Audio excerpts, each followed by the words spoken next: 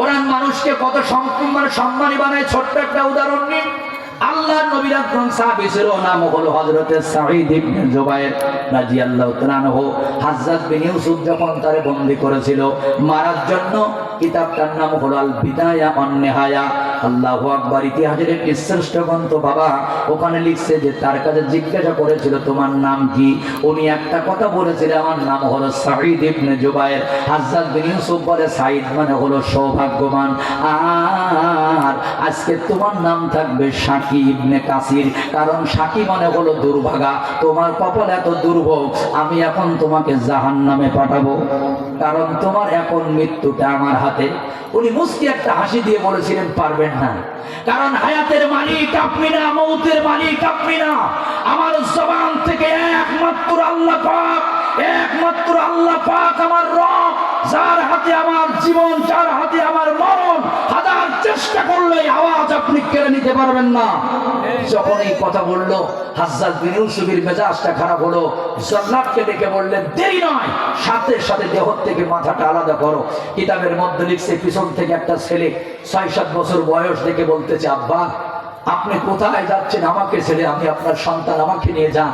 উনি হাত ইশারা করে বললেন বাজান বাড়িতে যা, আর একটা মায়ের ডাক আমাকে দিবি না। ৫৭টা বছর তোর বাবা পৃথিবীতে বেঁচে আছে, ৫৮ বছর যদি না বাঁচে এ পৃথিবীর কোনো ক্ষতি হবে না, ইসলামের কোনো ক্ষতি হবে না, কোরআনের কোনো ক্ষতি হবে না, মুসলমানের কোনো ক্ষতি হবে না। তবে আমি যদি এখন জালেমের কাছে আত্মসমর্পণ করি, জালেমের জুলুমের কাছে যদি মাথা নত করি, সামনের অক্ষরে লেখা থাকবে মুসলমান বিপদে পড়লে কালেমা বিক্রি করে। জোরে বলুন কথা ঠিক কিনা? বিক্রি হবে না। যারা বলতো হারাবো না, পালাবো না, তারাই তো পালালো। কিন্তু আমাদের একটি ডায়লগ, বিড়ালের মতো ৫০০ বছর বেঁচে থাকতে চাই না, সিংহের মতো ১ ঘন্টা বেঁচে থাকতে চাই। হাসতে হাসতে ফাঁসির মঞ্চে যাবে, রাষ্ট্রপতির কাছে জীবন ভিক্ষা চাওয়া হবে না। ঠিক কিনা বলুন? আমার বন্ধুগণ, তখনই জল্লাদ ডেকে বললেন ভাইজান মরবেন তো? তো মরার আগে কি চান? ছেলেদের সাথে একটু দেখা, স্ত্রীর সাথে কথা, তা না হলে ভালো মন্দ খাওয়া। কিতাবের মধ্যে লিখছে উনি সেদিন থেকে বলেছিলেন কিছু চাই না, আমার শুধু ২ রাকাত নামাজ একটু পড়ার ব্যবস্থা করে দাও। চিল্লায় বলুন সুবহানাল্লাহ। মরার আগে কি চেয়েছেন?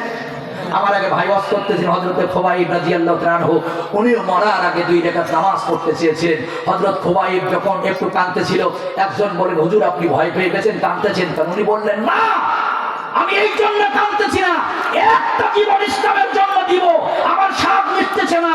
এ আরশের মালিক, ১০০০ জীবন তুমি আমাকে দাও, ১০০০ জীবন আমি এই বেঈমানের কাছে দিব, ওদের কাছে মাথা নত করা হবে না। ১০০০ জীবন চাইছে আমার বন্ধুরা। উনি কি বলেছেন যে ২ রাকাত নামাজ একটু আমার পড়তে দেন। কেন? যে একজন কাফের আর মুসলমানের মধ্যে পার্থক্য হলো নামাজ। এক মুসলমান নামাজ পড়ে আর একজন কাফের নামাজ পড়ে না। কিয়ামতের ময়দানে ওয়াজের হিসাব আগে হবে না, কিয়ামতের ময়দানে আমার বন্ধুগণ যাকাতের হিসাব আগে নয়, কিয়ামতের ময়দানে হজের হিসাব আগে নয়, রোজার হিসাব আগে নাই। সবার আগে যার হিসাবটা নেওয়া হবে সেই হিসাবটা কি বলুন তো? নামাজ। নামাজ। আর আমার দেশে ২-১ নেতা বলে নামাজ পড়ি না তাই কি আমার ঈমান ঠিক আছে। কথা বলেন, কথা বলেন। ও হলো আন্তর্জাতিক টাটকা মুনাফিক। কারণ কবি বলেছে মুসলিম হয় না জন্ম নিলে মুসলমানের ঘরে, কাফের মুমিন তো পাতা হয় নামাজেরই পরে। মুসলিম হয় না জন্ম নিলে মুসলমানের ঘরে, কাফের মুমিন তো পাতা হয় ওরে নামাজেরই পরে। জীবন চলে গেলেও নামাজ, ও তোমার জীবন চলে গেলেও নামাজ হয় না যেন কাজা। এমনও তো হতে পারে তোমার জোহরে জানাজা। ঠিক না? কেমন করে ঘুমাও তুমি, কেমন করে ঘুমাও তুমি, ফজর করো কাজা। এমনও তো হতে পারে তোমার জোহরে জানাজা। ঠিক কিনা? আমার ভাইরা ২ রাকাত নামাজ যদি পড়ে নিলেন, মরার জন্য প্রস্তুতি নিলেন। কিতাবের মধ্য থেকে মাথাটা উত্তর দিকে, পা দিল দক্ষিণ দিকে। এবার প্রস্তুতি নিয়ে জল্লাদকে ডেকে বলেন, জল্লাদ, আল্লাহ পাক আমাকে কোরআনের হাফেজ বানিয়েছে, আমাকে একজন আলেম বানিয়েছে, তুই তরবারি দিয়ে কোপ দেওয়ার আগে কোরআন থেকে একটা আয়াত একটু পড়ার সুযোগ আমার দিয়ে দে। হযরত ইব্রাহিম আলাইহিস সালাম যে আয়াতটা বাছাই করেছিলেন কোরআন থেকে ঈমান আনার জন্য, উনিও সেইটা বলেন আমার সাথে বলুন, ইন্নী ওয়াজ্জাহতু ওয়াজহিয়া লিল্লাযী ফাতারাস সামাওয়াতি ওয়াল আরদ। জোরে বলুন আল্লাহু আকবার। হাজ্জাজ বিন ইউসুফের মেজাজ খারাপ হলো, জোর করে উনি ঘোরাই দিলেন মাথা পার দিকে, পাটা দিল মাথার দিকে। উনি কোরআন থেকে আবার পড়ে নিলেন, ফাইনামা তুওয়াল্লু ফাতাম্মা ওয়াজহুল্লাহ। আল্লাহ কয়, বান্দা তুই টেনশন করিস না, তুই যেদিকে থাকবি আমি আল্লাহ তোর সব দিকে আছি। ভাইরা আমার, জোর করে উপর করে দেয়া হলো, মাথাটা মাটির সাথে লাগাই দেয়া হলো, যাতে করে কোরআন আর তেলাওয়াত না করতে পারে। এবার উনি কোরআন তেলাওয়াত বিড়বিড় করে মুখটা দিয়ে পড়ে নিলেন। মরার আগে শেষ আয়াত কানা পড়লেন। আমরা কবরে লাশটা লেগে মাটি হাতে নিয়ে যে আয়াত কানা পড়ি, আমার সাথে পড়ুন, মিনহা খালাকনাকুম ওয়া ফিহা নুঈদুকুম ওয়া মিনহা নুখরিজুকুম তারাতান উখরা। আল্লাহু আকবার। দিছে, মাথাটা আলাদা হয়ে গেছে। কিতাবের মধ্য থেকে কয়েকটা হাত দূরে সরে গেল, সন্ধ্যা হয়ে গেল, রক্ত বন্ধ হয় না। হাজ্জাজ বিন ইউসুফ ডাক্তার কবিরাজ বাড়িতে এনে এবার তাদেরকে বলল, গবেষণা করে দেখো, জীবনে 1,20,000 মানুষ হত্যা করলাম, তাদের রক্ত বন্ধ হয়ে যায়, আর এর শরীরে কত রক্ত আছে, কত কম রক্ত যে সন্ধ্যা পর্যন্ত রক্ত বন্ধ হয় না। ওরা গবেষণা করলো, ওরা গবেষণা করে রিপোর্ট জমা দিল বাদশাহী। কার মেরেছেন আপনি জানেন না, কারণ মানুষ যখন মরার আগে ভীত হয়ে যায়, ওর রক্ত সঞ্চালন বন্ধ হয়ে যায়, তাড়াতাড়ি জমাট বেঁধে যায়, রক্ত বেশি বের হয় না। কিন্তু কোন মায়ের সন্তান যদি শহীদের তামান্না নিয়ে ফাঁসির মঞ্চে দাঁড়াইতে পারে, ইমানের বলটা শেষি ডালা পেরাচেরির মতো নিয়ে আল্লাহর সাথে দিদার করার জন্য, যদি আনন্দ চিত্তের আল্লাহর কাছে যাওয়ার জন্য যদি ভয় না করে, 1000 বছর আগে আল্লাহ জানায় দেয়, মুসলমান শুনে না, ওয়ালা তাকুলু লিমান ইয়ুকতালু ফি সাবিলিল্লাহি আমওয়াতা। ওরে আমার রাস্তায় যারা জীবন দেয়, এদেরকে মৃত বলা যাবে না, এরা মরে না, কারণ আমার রাস্তার মেহমান হলো, এরা সব সময় জীবিত থাকে। একবার চিল্লায় বলা যাবে কি সুবহানাল্লাহ, আর জোরে বলেন সুবহানাল্লাহ। আল্লাহ মনে করে যে হ্যাঁ, আমরা আজকে বাংলাদেশ কি একটা করে দেব, লকডাউন করব, দোকানপাট সব বন্ধ থাকবে। আমরা বলি এসে দেখো, খেলা হবে, খেলা হবে। শোনো, কোন ইয়াজুজ মাজুজের জায়গা আর বাংলার জমিনে হবে না। যা করেছো এই তৌহিদি জনতা, বাংলার তৌহিদ জনতা প্রকাশ্য দিবালাকে ওদের শাস্তি দেখতে চায়, ঠিক না বলো আমার মুসলমান ভাইরা? সুতরাং এই কোরআন হলো, আমি আগেই বলেছি, শোষণের হাত থেকে যদি বাঁচতে চাই, অত্যাচার নির্যাতন জুলুমের হাত থেকে যদি বাঁচতে চাই, খোদা মুক্ত, দারিদ্র মুক্ত, টেন্ডারবাজি মুক্ত, সাদাবাজি মুক্ত সমাজ যদি দেখতে চাই, কোথাও শান্তি নাই, কোরআন আছে যেখানে শান্তি আছে। 80,000 টাকা বেতন বাড়াইলো মাননীয় সাবেক সরকার, তারপরে বাবাকে রাখে ওই যে গ্রামে 20 ঘরে, মাকে রাখে বৃদ্ধাশ্রমে, মাকে ভাত দিতে পারে না। আল্লাহর কসম দিয়ে বললাম, মানে খুঁজে দেখেন একটা মসজিদের ইমাম, মাদ্রাসার শিক্ষক, এখনো পর্যন্ত 4,500 5,000 টাকা বেতন আছে, কিন্তু বাড়ি যাওয়ার সময় 1 সপ্তাহ করে মাছ জন্য আঙ্গুর ফল কিনে পকেটে করে নিয়ে যায়। এখনো বাবার ঔষধগুলো তারা কিনে বাবার জন্য বাড়িতে নিয়ে যায়। ও মুসলমান, এই ইজ্জত আর এই সম্মান একমাত্র যা আমরা পেয়েছি শুধু এই কোরআনের কারণে। জোরে বলুন কথা ঠিক কিনা? একটা হাদিসের মধ্যে আছে, আল্লাহ নবীর একজন সাহাবী ছিলেন আমার ভাইজান হারেসা বিন নোমান। আমার সাথে বলুন তো নামটা কি? হযরতে হারেসা বিন নোমান। হাদিসের মধ্যে আছে, নবীজি স্বপ্ন দেখলেন, রাত্রিবেলা হারেসা বিন নোমান জান্নাতের মধ্যে বসে বসে কোরআন তেলাওয়াত করতেছে। জোরে বলুন সুবহানাল্লাহ। নবীজি সকালবেলা অবাক হয়ে গেলেন, হযরতে আয়েশাকে বললেন, আয়েশা রে, অসংখ্য অগণিত সাহাবায়ে কিরাম আমার, হারেসা তো এখনো জীবিত, মরে নাই, কিন্তু জান্নাতের মধ্যে তারে আমি কোরআন তেলাওয়াত করতে দেখলাম, ব্যাপারটা কি? হযরতে আয়েশা সিদ্দিকা বলেন, হুজুর আপনি তার কাছে একটু জেনে দেখেন। আল্লাহর নবী ডাকলেন, হারেসারে সত্য করে বলো কি এমন আমল তোমার জীবনে আছে যার বিনিময়ে আমি নবীজি তোমাকে স্বপ্ন দেখলাম জান্নাতের মধ্যে বসে বসে কোরআন পড়তেছো? উনি বলে, ইয়া রাসূলুল্লাহ, আমার জীবনে তো এত বড় কোন আমল আমি করি নাই, তবে হুজুর আমার বাড়িতে একটা জনম দুঃখিনী মা আছে। ইয়া রাসূলুল্লাহ, বাবা নাই, এই জনম দুঃখিনী মার একটু খেদমত করি, বাড়িতে গিয়া মার একটু ডাক দেই, মা মার একটু ডাকি, মার খেদমত করি। হুজুর এতটুকুন বলতে পারি।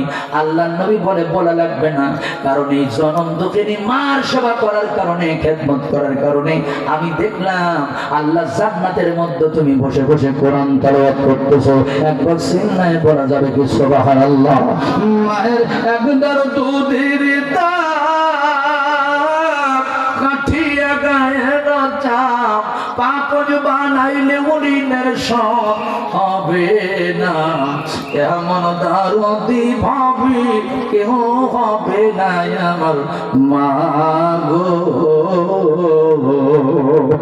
আমার ভাইয়া এক সময় তাফসীর পড়তে পড়তে এক বর্ণনার মধ্য থেকে আমি দু চোখের পানি রাখতে পারি নাই। একটা ছেলেকে বলা হবে জাহান্নামে যাও, ওই ছেলেটা ডেকে বললে পারবো না। বলে কেন?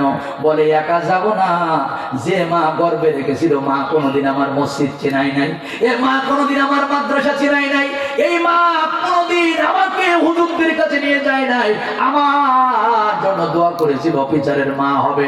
এই জন্য যদি জাহান্নামে যেতে চাই ওই মাকে একটু সাথে দেন।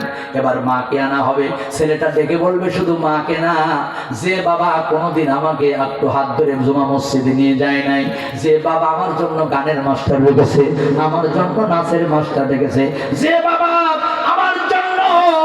আমার জন্য হারমোনিয়াম কিনে দিয়েছে, ইংলিশ মিডিয়ামে যে বাবা আমাকে পড়াইছে, ওই বাবার দেন মার মুখের পরে, বাবার বুকের পরে পা দিয়া জাহান্নামে চলে যাব। মুসলমান ভাই জানেন আমার যে কথা বলতেছিলাম, ওই মাকে দিতে হবে। বাবাকে আনা হলো, মাকে আনা হলো।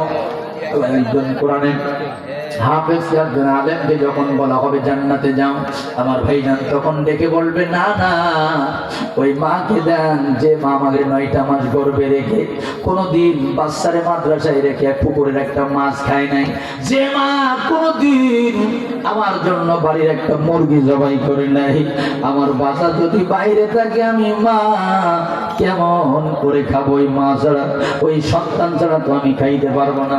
মুসলমান ভাইজান গাড়ি আমার, এই জন্যই মাকে আমার কাছে দেন, এরপরে বাবাকে দেন, যে বাবা টিফিন কেরি হাতে নিয়ে বেডিংটা মাথায় নিয়ে ওই মাদ্রাসা আল্লাহু আকবার জামিয়াতুস সুন্নাহ মঈনুল ইসলাম মিহানপুর মাদ্রাসার কাছে গিয়া হুজুরকে ডেকে বলেছিল, হুজুর আমি কোনো অফিসারের মা হতে চাই না, দুনিয়াতে গাড়ি চাই না, বাড়ি চাই না, আমি একজন কোরআনের হাফেজের মা হতে চাই। একবার বাবা হতে চাই, একবার জোরে বলা যাবে কি সুবহানাল্লাহ। আমার মুসলমান ভাইরা যে কথা বলতেছিলাম, প্রিয় বন্ধুরা আমার, আল্লাহু আকবার। এই জন্য ওই মাকে আনা হবে, বাবাকে আনা হবে। তবে বিশ্বাস করেন শুধু আপনি আনা হবে না, ওই মার মাথায় একটা নুরের মুকুট পরিয়ে দেওয়া হবে, ওই বাবার মাথায় একটা নুরের মুকুট দেওয়া হবে, যে নুরের মুকুটটা সূর্যের আলো পর্যন্ত ওই আলোর কাছে মিটকি মারবে। আমার মুসলমান ভাইরা, এই কোরআন হলো মহাসম্পদ, ওরা পেলে সম্পদ আর আমরা পেলাম মহাসম্পদ। যেমন তুমি দিলে জমিন দিয়ে সমান, সুখের সমাজ গড়তে দিলে তেমনি কোরআন তোমার দয়া পুরাণ, দয়া পুরাণ, দয়া পুরাণ। জোরে বলুন মারহাবা। আমার দিকে টাকা হয়ে যান, বলতেছিলাম যে সন্তান এটা হলো, ওরা সম্পদ পেল, আর আমরা যেটা পেয়েছি এটার নাম হলো মহাসম্পদ। এই মহাসম্পদ মানুষকে কোথায় পৌঁছে দেয়? আল্লাহু আকবার। ইসমাঈল আলাইহিস সালাতু ওয়াস সালামের মা হাজেরা সন্তানের গালে একটু পানি দেওয়ার জন্য দৌড়াইছিল কয়বার? জোরে বলুন কতবার? 7টা বার দৌড়াইছে। আল্লাহ পাক পছন্দ করেছেন, হে পৃথিবীর মানুষ, হজ করতে গিয়া হাজেরার মতো দৌড়ায় আমাকে দেখাও, তা না হলে তোমার হজ অসমাপ্ত থেকে যাবে। আর সন্তানের জন্য মা দৌড়াইলে একটু কষ্ট করলো, আল্লাহ পাক তাকে রহমতের পানি দিল, জমজমার পানি। যেরকম সুবহানাল্লাহ, এমন রহমতের পানি দিল, সব পানি বসে দেওয়া সুন্নাত, জমজমার পানি বসে মানে দাঁড়িয়ে খাওয়া সুন্নাত। এই জমজমার পানির মধ্যে আল্লাহ পাক দিয়েছেন অন্য পানি খাবেন তৃষ্ণা মিটবে, ক্ষুধা মিটবে না। আর জমজমার পানি খাইলে তার ক্ষুধাও মিটে যাবে, তৃষ্ণাও মিটে যাবে। জোরে বলুন সুবহানাল্লাহ। আমার বন্ধুগণ, তাহলে মা যদি সন্তানের গায়ে একটু পানি দেওয়ার জন্য মেহনত করলো আর আল্লাহ পাক তাকে রহমতের পানি দেয়া দিল। সুতরাং এই পৃথিবীতে কোনো বাবা যদি আমার বন্ধুগণ এইরকম সন্তানের খেদমত করার জন্য বাবা ইনকাম করে, ভ্যান চালায়, রিক্সা চালায়, কামলা দেয়, আর তার নিয়াত যদি আমার সন্তান কোরআনওয়ালা হবে, আমার সন্তানকে আল্লাহর রাস্তায় দিব, এরকম নিয়াত করলে আল্লাহ তার জন্য রহমত রেখে দিবে। আমার বন্ধুগণ, পক্ষান্তরে কোনো সন্তান যদি বাবা মার জন্য এটা করে, বাবার জন্য একটা সন্তান কষ্ট করতেছে, কাজ করতেছে, আমার বন্ধুগণ আল্লাহর কসম, যে বাড়িতে মা বাবার ভাত রান্না হয় না, বৃদ্ধ বয়সে মা লোকের বাড়ি ভিক্ষা করে, বাবা বৃদ্ধ বয়সে মানে কি রিক্সার হ্যান্ডেল ধরে, ওই সংসারে আল্লাহর গজব ছাড়া কোনোদিন আল্লাহর পক্ষ থেকে বরকত নাজিল হতে পারে না। জোরে বলুন কথা ঠিক কিনা?